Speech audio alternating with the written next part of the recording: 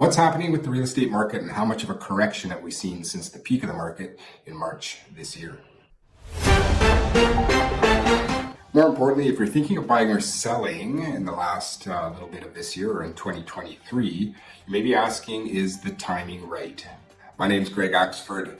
I'm a licensed realtor and property manager. I run a real estate team that works primarily out of Coquitlam, Port Coquitlam, and Port Moody here in Greater Vancouver, collectively known as the Tri-Cities. Before I continue, if you could click the like button and or the subscribe button, it would be greatly appreciated. That will help me get this information out to more people via YouTube's complex algorithms. And if you could click either or both of those, it would be greatly appreciated. Okay, let's dive into this, see if we can make some sense of all of this, what's happening with the market to help you if you are thinking of buying or selling. Okay, now let's take a look at some graphs here. These are published by the Real Estate Board of Greater Vancouver. Yes, I know, boring graphs, but this might help give you a visual on what's happening. So the first graph we're going to take a look at here is the total inventory. So right now you see at the end of that graph, we're just hovering kind of above 10,000 listings. That's in Greater Vancouver throughout. That number is relatively low. You may have noticed if you were buying or if you're buying right now that there isn't a ton to choose from. If you're out shopping, there's not a lot to look at.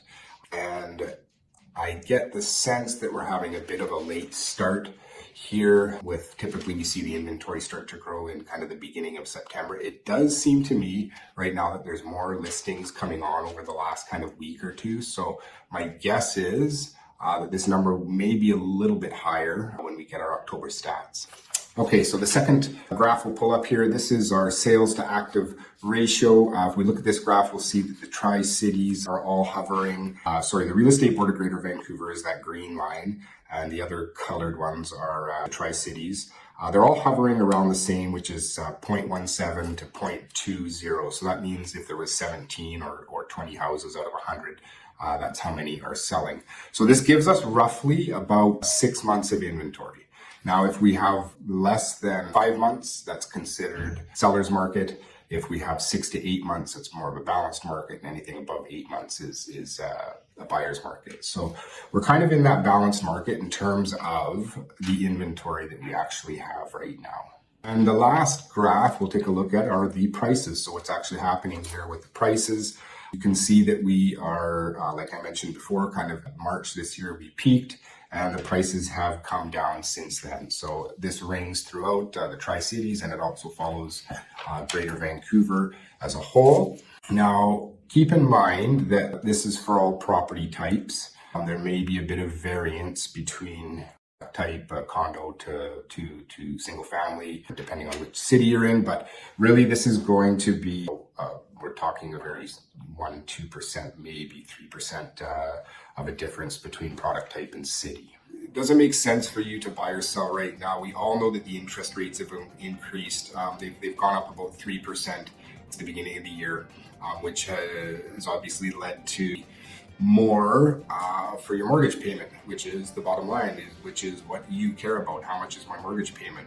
Now we're looking at around 5 to 5.5% for a fixed loan. That number was probably closer to 2.5% at the beginning of the year. So are there cheaper rates? Yes, but for this conversation, we'll just use those numbers and we'll use a factual example here. So if there was a $600,000 home and you were to put 20% down, your mortgage payments right now would be roughly $2,800 per month.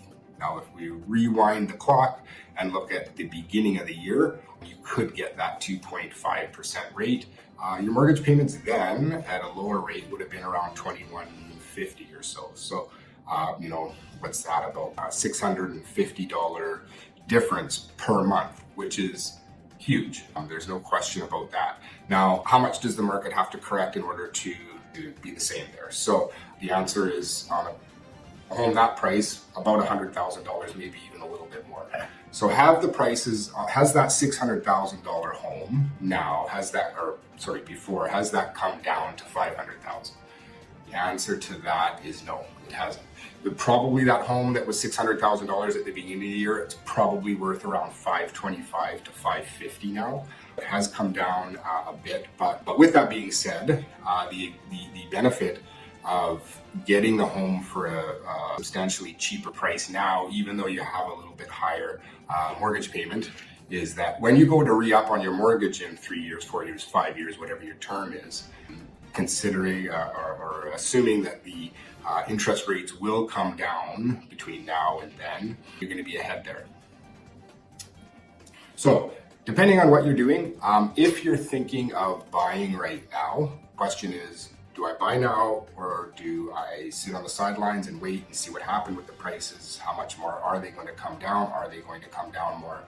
There really is no correct answer to that. So the answer I always suggest that is, if you find a house that you fall in love with and you get it at a price that you're happy with, the timing's right, everything makes sense, then maybe you actually look at putting in an offer and seeing if things work out. So if you're thinking about moving across the board, so upsizing or downsizing, but staying within the same marketplace, it really doesn't matter that much. You know, you're going to be selling lower than you expected, but you're also going to be buying at a lower price than you would have at the beginning of the year as well. And if you are thinking of selling, cashing out, and you're going to move to Nova Scotia in a completely different marketplace, the question is, am I happy with the price I get now? Or if I had expectations on getting a price that was in your head closer to the beginning of the year, how long before we get to that point again? And my guess is we'll probably be in a bit of a decline or level market for at least a year while things kind of balance out. I think the interest rates I think they may be done increasing. It's all going to come back to that supply and demand. And right now, unless we see that supply increase significantly, that's going to put downward pressure on the prices. And unless we see that happen, which really we haven't up to this point, there's still going to be limited supply, which will keep those prices, relatively stable. So if you're cashing out, you're thinking of moving out of area, is the timing right? Does it make sense? Are you happy with the price you can get today? Of course, I can't answer that question, but that would be my guess, is that we'll probably be at least a year, maybe two, before we see prices back to where they were at the peak. So there you go. There's a brief market update for you. I hope that I answered some questions. And of course, if you have any other questions, please type them into the comments below. I'd be happy to answer, or send me an email, give me a phone call. I'm always happy to discuss. And wishing you all the best. Thank you very much for watching, and happy house hunting.